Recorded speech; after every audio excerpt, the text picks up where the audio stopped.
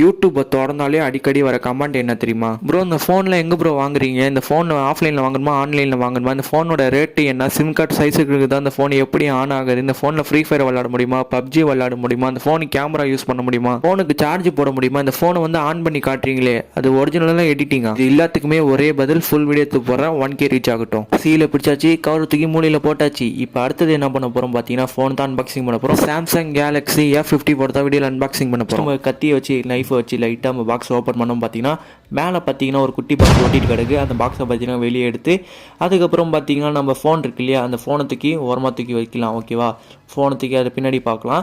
பாக்ஸ்குள்ளே என்னென்ன இருக்குன்னு பார்த்தீங்கன்னா 3 யூசர் மேனுவல், ஒரு டேட்டா கேபிள் இருக்குது.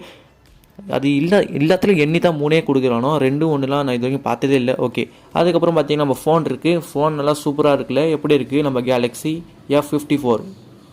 இதோட அடுத்த நல்ல சந்திக்கிறேன். ஸோ நம்ம தொடர சப்ஸ்கிரைப் பண்ணிக்கோங்க. பை.